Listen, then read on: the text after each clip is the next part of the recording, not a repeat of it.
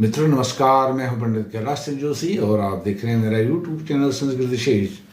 मित्रों आपका स्वागत है मेरे यूट्यूब चैनल संस्कृत विशेष में। मित्रों आज आपके लिए मैं एक अनूठा अनुपम अनोखा विषय लेकर के आया हूं, ज्योतिष का। ज्योतिष का वह विषय है लोकतंत्र की जननी ज्योतिष या लोकतंत्र का जनक ज्योतिष। जननी या जनक आप कुछ भी कह सकते हैं। ज्योतिष की दुनिया को सबसे बड़ी देन है लोकतंत्र। लोकतंत्र कहाँ से आया? ज्योतिष से आया। इस पर फोकस रहेगा, इसी पर प्रकाश डालूंगा कि ज्योतिष ने दुनिया को, भारतवर्ष को तो दिया ही दिया, और भारतवर्ष के लोकतंत्र का अनुसरण करते हुए फिर दुनिया ने इस लोकतंत्र को, डेमोक्रेसी को अपनाया। ज्योतिष में लोकतंत्र, आज तक मैंने बहुत सारी वीडियोज ऐसी बनाई हैं।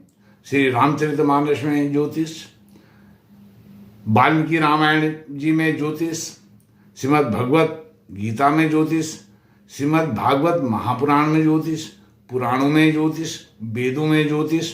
इस प्रकार से मैंने असंख्य वीडियोज बनाई हैं जिनमें ज्योतिष के प्रसंग मैंने उद्धृत किए हैं, प्रकाश डाला है उन पर। आज विषय है कि ज्योतिष में लोकतंत्र, लोकतंत्र में ज्योतिष नहीं बल्कि ज्योतिष में लोकतंत्र, यह अनुपम अनोखा विषय है।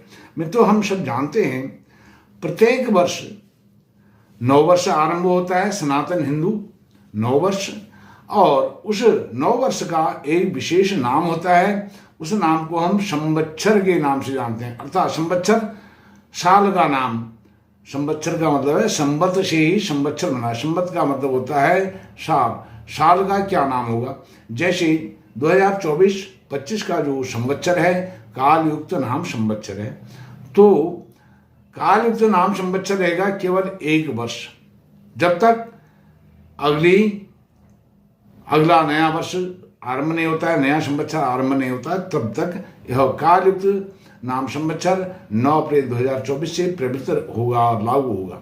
और जब नया संवत्सर आता है प्रत्येक वर्ष, तो नया राजा चयनित किया जाता है, उसका चुनाव होता है, और फिर काउंसिल ऑफ मिनिस्टर्स, जितने भी मंत्री हैं, विभाग हैं, उन सब विभागों को भी तय किया जाता है, उन विभागों के मंत्रियों को भी बनाया जाता है।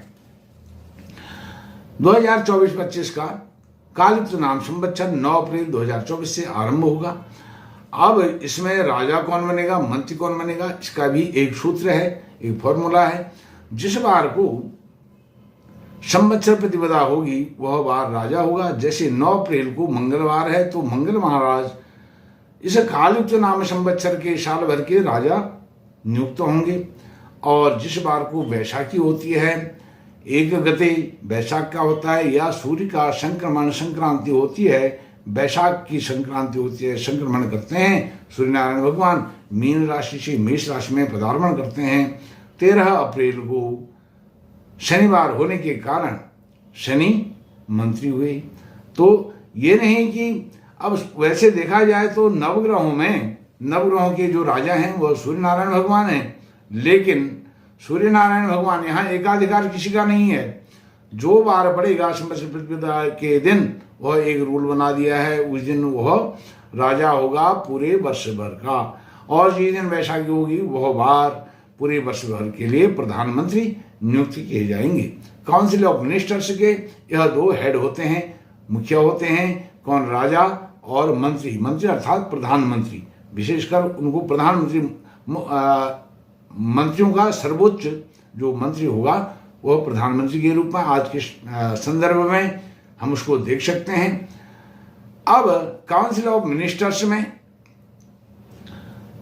अन्य जो मंत्री होते हैं, खरीफ फसल के मंत्री, वह एक मंत्रालय होता है खरीफ फसल। फिर रबी की फसल का मंत्री, 2 जो सीजन होते हैं, गर्मी की फसल और सर्दी की फसल। सर्दी की फसल का मंत्री अलग होगा, गर्मी की मंत्री का फसल अलग होगा। यह मंत्री जैसे राजा और मंत्री बनते हैं, उसी प्रकार से जो अन्य मंत्री हैं यह भी एक विशेष फॉर्मूले के अंतर्गत बनते हैं। उस फॉर्मूले में अभी नहीं जाऊंगा, वह एक अन्यथा विषयांतर हो जाएगा। वो विषयांतर नहीं करना है। रबी और खरीफ के मंत्री हो जाएंगे, फिर वर्षा के मंत्री अर्थात जल के मंत्री, जल संसाधन मंत्रालय जैसे आज के समय में होता है ऐसे, अर्थात मेघ वर्षा के मंत्री। फिर रस पदार्थों के मंत्री, रस पदार्थ में तेल, घी, पेट्रोल, डीजल जितने भी फ्यूल होते हैं ये होगी, और सरस पदार्थों के जितने भी आइटम होते हैं उनके मंत्री, वो जल रस मंत्री हो गए। फिर धातु के मंत्री, धातु में लोहा और सोना चांदी जितनी भी धातुएं हैं, तांबा, पीतल, कांसा, यह सब धातु के एक मंत्री होते हैं। फिर फलों के मंत्री, फ्रूट्स के मंत्री, जो फल होते हैं, जो फल हम खाते हैं, आम है, सेब है, केला है, जो भी फल होते हैं उन फलों के एक मंत्री होते हैं। फिर धन अर्थात वित्त मंत्री, एक वित्त मंत्री होते हैं, और एक होते हैं रक्षा मंत्री, दुर्गेश रक्षा मंत्री। और जो विदेश मंत्रालय आज के समय में विदेश मंत्रालय होता है उसको कौन देखते हैं? जो मुख्यमंत्री होते हैं अर्थात प्रधानमंत्री होते हैं। मंत्रियों के जो मुखिया होते हैं कौन? जैसे इस वर्ष मंगल हैं, मंगल प्रधानमंत्री अर्थात वही विदेश मंत्रालय का कार्यभार भी देखते हैं। तो यह तो मैंने आपको बताया राजा कैसे नियुक्त होते हैं, मंत्री कैसे नियुक्त होते हैं। अब राजा, नवग्रहों के राजा हैं सूर्य नारायण भगवान, लेकिन वह राजा एक नैसर्गिक राजा हैं, प्राकृतिक रूप से उनको चयनित किया गया है काल पुरुष के अनुसार। और यह परिपाटी कब से चली आ रही है? केवल 5000 वर्ष से नहीं, 5000 वर्ष तो लगभग कलयुग की आयु है। इससे पहले भी टोटल आयु कलयुग की 4,32,000 है, और इसी प्रकार से जो द्वापर है उसकी दुगुनी है, त्रेता की 3 गुनी है, सत्युग की 4 गुनी है। इस प्रकार से यह सत्युग, त्रेता, द्वापर, कलयुग से चला आ रहा क्रम है। और लगभग इस कल्प के, जब श्वेत वाराह कल्प है, श्वेत वाराह कल्प के 2 अरब वर्ष व्यतीत होने वाले हैं, लगभग 2 अरब वर्ष से तो यह कल्प चल रहा है। इस कल्प से भी पहले सृष्टि, जब सनातन आरंभ हुआ सृष्टि आई, सनातन आया, सनातन आया सृष्टि आई, और संस्कृति आई। जो हमारा हिंदू धर्म है, सनातन धर्म संस्कृति है, यह कितनी प्राचीन है, इसका कितना प्राचीन इतिहास है, वह अंकों में, शब्दों में बोला नहीं जा सकता है, अंकों में लिखा नहीं जा सकता है, दिखाया नहीं जा सकता है। अनंत है, अनादि है, जो जन्म नहीं जिसका होता है और मृत्यु नहीं, जिसका जन्म ही नहीं होता है उसकी मृत्यु भी नहीं होती है, यह सत्य है। अर्थात जो सनातन है, अजन्मा है, पुरातन है और अवेद्य है, इसको कोई भेद नहीं सकता है। तो इस प्रकार से यह सनातन का जो मुख्य अवयव ज्योतिष है, ज्योतिष की बहुत बड़ी देन है। लोकतंत्र पहले हम सुनते थे, जब हम पढ़ाई करते थे तो सबसे पुराना लोकतंत्र अमेरिका, सबसे पुराना लोकतंत्र इंग्लैंड, ग्रेट ब्रिटेन, ऐसा करके हम सुनते थे। लेकिन जब हमने अपने वैदिक वाङ्मय का अध्ययन किया, उससे मेरे को पता चला कि यह ज्योतिष जो है यही तो लोकतंत्र की जननी है। जननी या जनक हम कुछ भी कहें, अर्थात जननी ही कहेंगे, क्योंकि इसी ने लोकतंत्र को जन्म दिया है। हम अपने को कम तरह आंकते हैं, हम सबसे पुराने लोकतंत्र हैं भारतवर्ष, और पुराने लोकतंत्र की जननी भारत भूमि है। वह कहाँ से आया? ज्योतिष से आया। ज्योतिष से हमने क्या सीखा? वहाँ एक वर्ष के लिए, अब यहाँ तो 5 वर्ष के लिए प्रधानमंत्री बनता है, डेमोक्रेसी 5 वर्ष में लोकसभा के चुनाव होते हैं, संपूर्ण देश का एक राजा प्रधानमंत्री के रूप में नियुक्त होता है। लेकिन वहां पर ज्योतिष में क्या होता है? केवल 1 वर्ष का समय दिया जाता है, उसमें भी 1 वर्ष से कभी 8, 10, 20 दिन कम हो जाते हैं, कभी ज्यादा हो जाते हैं, 5 साल 8, 10 दिन।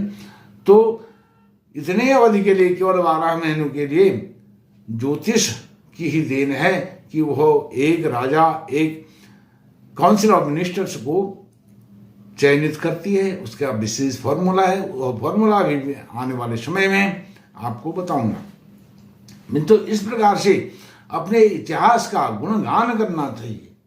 और प्रत्येक वर्ष यही मार्च में और अप्रैल में, मार्च अंतिम से लेकर के अप्रैल आरंभ तक यह आरंभ होता है, अर्थात चैत्र शुक्ल प्रतिपदा से यह आरंभ हो जाएगा। उसमें कुछ दिन आगे पीछे हो सकता है, 10 दिन आगे 10 दिन पीछे, प्रत्येक वर्ष ऐसा होता है, लेकिन उसकी तिथि निश्चित है। चैत्र शुक्ल प्रतिपदा को पूरे साल भर के जो अधिकारी हैं, उच्चाधिकारी हैं, पदाधिकारी हैं, सबकी नियुक्ति हो जाएगी। काउंसिल ऑफ मिनिस्टर्स की नियुक्ति हो जाएगी और उसके हेड की नियुक्ति हो जाएगी, उसके प्रधानमंत्री राष्ट्रपति की नियुक्ति हो जाती है।